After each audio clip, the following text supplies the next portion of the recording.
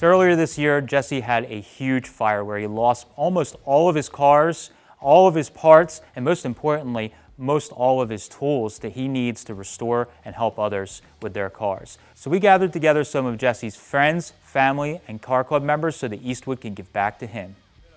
So I know you guys are in the early Fords.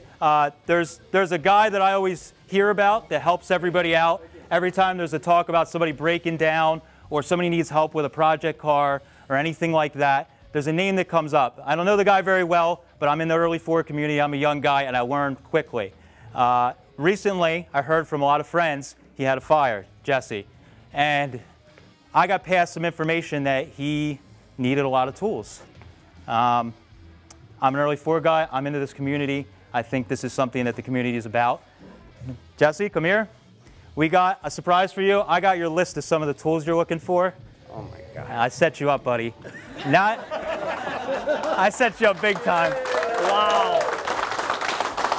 So I got your list of some of the insurance tools that you lost. I talked, all these guys here are culprits, so you can yell at them too, don't punch me.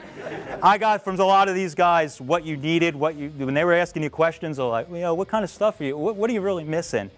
They were asking for me, a lot of them, you know. So this stuff here is yours. You don't have to take it today, but this is to get you started. You helped so many other guys out in the antique car community that this is the least that we can do as Eastwood in the local car community. And of course, this is called. There's a bunch of stuff. So I got, it's gonna take, ooh, slapper file.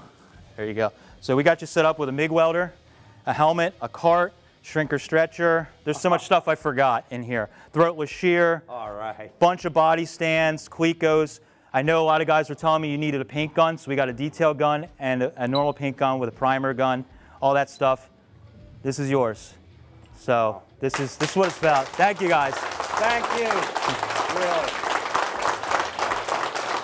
Unbelievable. Yeah.